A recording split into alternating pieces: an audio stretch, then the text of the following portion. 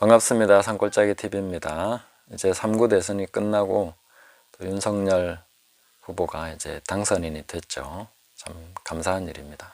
그런데 이제 향후에 전개될 일은 어떻게 될 것인가 하는 것을 또 우리가 살펴봐야 되겠죠.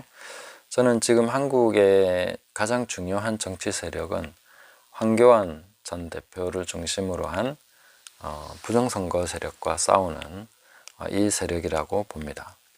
그래서 전에 황교안 아둘람 굴에 도착하다 이런 제목으로 영상을 올린 적이 있는데, 그 아둘람 굴에 도착한 그 이후에 많은 용사들이 모이게 되죠. 한 400명 정도가 그 당시에 다윗 주변으로 모여들었는데, 그때 모인 사람들을 보면은 이렇게 설명이 되어 있습니다. 환난 당한 모든 자와 빚진 모든 자와 마음이 원통한 자가 다 그에게로 모였고 했습니다.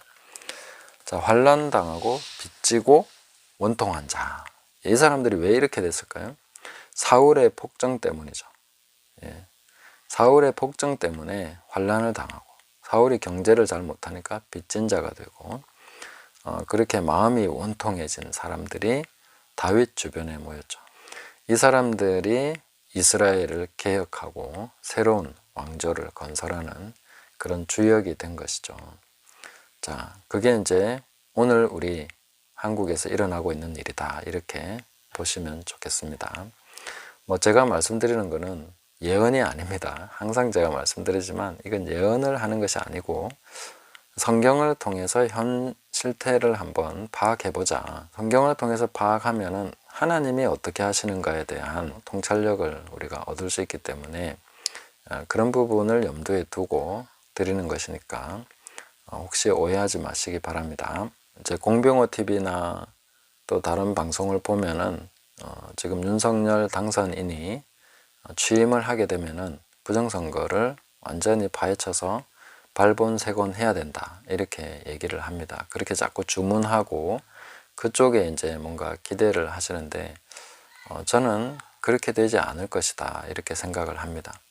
국힘당도 마찬가지로 부정선거는 다시 이렇게 떠올리거나 이걸 해결하려고 하지는 않을 것입니다. 지금까지 행보를 보면 뻔히 그렇지 않습니까? 그러면 이제 부정선거는 무엇이냐? 이거야말로 가장 강력한 적이죠. 가장 강력한 기초입니다. 그래서 이런 부분들을 계속 싸워가는 것이 저는 필요하다고 봅니다. 오히려 국힘당이나 윤석열 당선인이 그 이후에라도 하지 않는 것이 오히려 더 좋은 일이다, 저는 그렇게 생각합니다. 왜냐하면은 실제 가장 순수한 세력, 가장 순수한 정치 세력, 개혁 세력인 황교안과 국투본 그 주변의 사람들, 아둘람 굴의 용사들이 이 일을 해야 되기 때문에 그렇습니다. 보통 그 군대가 강해지는 것은 적과 싸우면서 강해지죠. 다윗도 계속 도망다니지만 굉장히 약한 것 같지만 싸우면서 강해집니다. 적이 없어져 버리면 안 되는 거죠. 이렇게 말씀드려서 굉장히 죄송하긴 한데, 그러나 다른 각도로 보면 그렇구나 하는 것을 좀 인정할 수 있을 것입니다. 부정선거를 윤석열 당선인이 확실하게 해결해 버린다 하면은 이제 황교안이나 아둘람 굴의 용사들이 할 일이 없어지겠죠. 그런데 분명히 하지 않을 것입니다. 그래서 남아 있는 거죠. 근데 이것과 계속 싸우면서 사람들이 더 결집하게 되고 더 강해지고 대한민국에 있는 순수한 개혁 세력들이 더 많이 집결하게 될 것이다. 그렇게 볼 수 있습니다. 그래서 이 부정선거에 대해서 어떻게 보느냐, 여기에 대해서 어떤 입장을 취하느냐 하는 것은 정치와 지성과 여러 가지 판단력에 있어서 굉장히 중요한 척도가 되기 때문에 이것을 대항해서 싸우는 사람들이야말로 향후에 대한민국을 새롭게 할 가장 좋은 사람들인 거죠.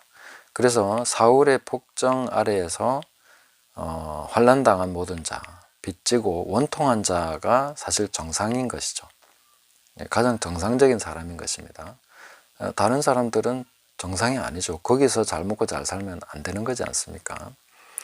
그래서 현재 어떤 부정선거는 팩트로서 확실히 여러 방면에서 검증이 됐는데도 불구하고 증거가 명백하게 나오는데도 불구하고 딴소리하는 사람들은 이제 좀 제켜야 되는 것이죠. 조금씩 이제 제켜가면서 실제 이 부분에서 함께 싸울 사람들, 사실 이거 싸운다고 뭐 무슨 이익이 있는 것도 아니지 않습니까?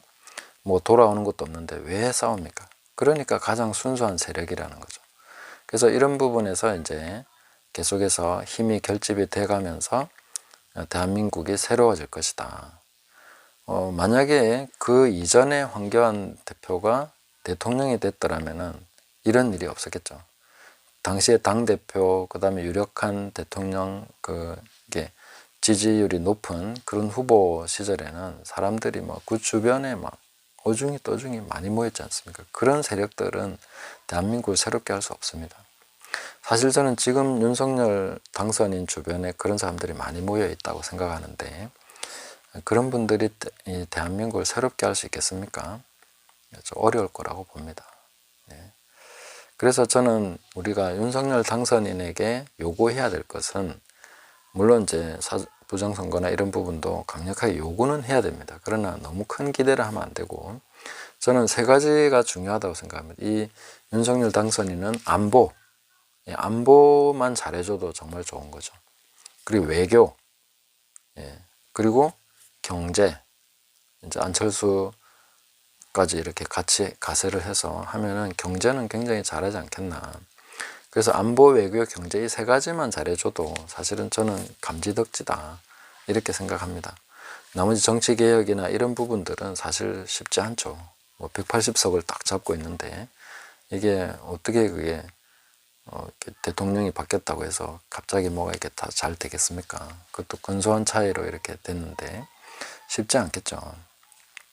그래서 대통령 직권으로 할 수 있는 이 안보, 국군 통수권자로서 이 부분만 확실히 해줘도 우리는 너무 감사하다 이렇게 생각하면 좋겠습니다. 그러면 이제 부정선거 이 부분 안 한다고 너무 속상해하지 마시고 오히려 이 부분이 남겨진 것이야말로 우리에게 기회가 주어진 것이다. 이것과 계속 싸우면서 더 강해질 것이고 더 많은 세력이 결집하게 될 것이고 대한민국이 새로워질 것이다. 근데 이 부분에서 이제 저는 이미 이 적진이 강력하게 균열이 갔다고 봅니다. 왜냐하면은 180석 될 거야 하니까 정확하게 되잖아요. 뭐 그 이후에 선거나 이런 거 다 성공시켰죠. 거의 다. 물론 이제 서울시장이나 부산시장이 너무 격차가 커서 그건 좀 못했지만 이번에야말로 꼭 이겼어야 되는데 이 부분에서 뭐 예언을 했지 않습니까? 이해찬 같은 경우 5,000표 차 뭐 이렇게 얘기했는데 굉장히 근소한 차로 그걸 이기려고 딱 그 기획을 했는데 그 부분이 이제 예언이 빗나간 것이죠. 그냥 예언이 딱딱 계속 맞아 들어가면 그 안에서 결집도 되고 거기서 이제 어떤 안도감을 가지게 될 것이지만 이게 한 번 딱 금이 가면요. 이거는 이제 장독에 금이 간 것이다. 그러니까 옹기 그릇이 금이 갔다. 그러면 어떻게 되는 것입니까? 못 쓰게 되는 거죠. 깨지는 거는 이제 시간 문제죠. 별 큰 힘이 아니라도 이제 깨질 수 있는 것입니다. 저는 좀 그런 상태가 됐다라고 생각합니다. 좀 정말 완벽했는데 금이 쫙 가버린 것이죠. 그거는 이제 금 간 것이 그냥 별거 아닌 것이 아니라 그것 때문에 전체가 이제 부서질 수 있는 그런 상황이 됐다. 이렇게 보면 좋겠습니다. 이런 것이 뭐 유별난 어떤 과정이 아니라 정상적인 과정이라고 생각해야 됩니다. 뭐 트럼프 대통령이 미국에서 하고 있는 것도 우리는 뭐 굉장히 빠른 속도로 뭔가 했으면 좋겠지만 느리지 않습니까? 그런데 느리게 가는 것이 오히려 좋습니다. 성경을 봐도 그렇게 되어 있습니다. 다윗이 기름 부음 받은 지 꽤 오랜 시간이 지나도 사울은 또 버림받았다고 한 지가 한참 돼도 끝나지 않습니다. 뭔가 뒤바뀌지 않습니다. 그런데 다윗은 점점 강해지고 사울은 점점 약해집니다. 이건 싸움이 계속되면서 그런 일이 일어나게 되는 거죠. 누가 기름 부음을 받았느냐 하는 것은 계속 싸움이 계속되면서 점점 강해지는 그런 사람이 기름 부음을 받았다 이렇게 볼 수 있을 것입니다. 저는 윤석열 당선인이 이런 부분에서는 잘 해줄 것이다 라고 생각을 합니다. 그러나 우리가 기대하는 가장 중요한 이 부정선거 문제는 아마도 제대로 다루지 못할 공산이 크다 이렇게 생각합니다. 그러나 그것이 오히려 우리에게는 기회고 우리가 싸울 수 있는 대상이 있기 때문에 더 많은 세력들이 결집하면서 이것이 진실로 더 많이 국민들에게 퍼져나가고 공유하게 될수록 저쪽 세력은 약해지니까 어차피 진실은 밝혀지게 되는 것이니까 시간이 갈수록 이쪽이 강해지겠죠. 시간이 갈수록 저쪽은 약해집니다. 그거는 기정사실화되어 있습니다. 그래서 너무 이렇게 속상해 하시거나 낙심하지 마시고 오히려 우리에게 기회가 주어져 있는 것이니까 잘 됐다. 부정선거를 국힘에서 해결해버리면 어쩔 뻔했느냐.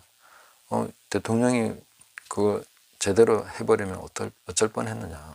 오히려 이것과 싸우면서 순수한 시민 세력들, 이 개혁 세력들이 강해지고 결집하게 되고 조직화되고 뭔가 대한민국을 제대로 뒤바꿀 수 있는 그런 세력으로 성장하게 될 것이다.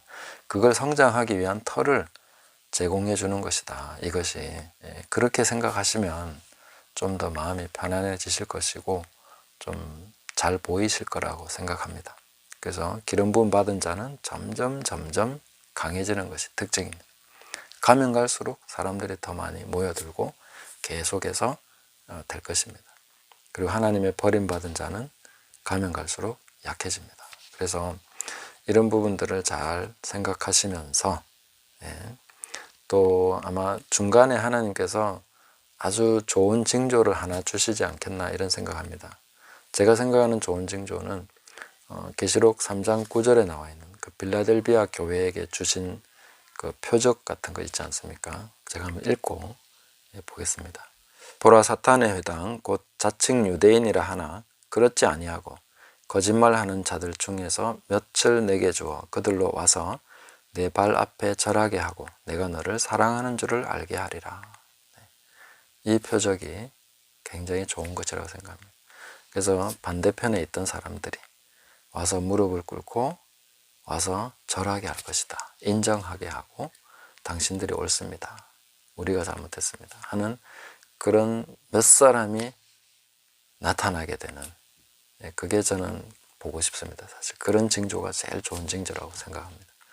그래 되면 완전히 이제 저쪽 진영이 무너지는구나 하는 것을 알 수 있는 것이죠. 자, 그래서 낙심하지 마시고 우리가 이 싸워 나감으로써 더 강해지고 있다는 것을 생각하시면서 하나님께서 대한민국을 새롭게 하시는 기회를 지금 주고 계신다 하는 것을 감사하면서 그렇게 나아가는 저와 여러분 되시면 좋겠습니다. 감사합니다.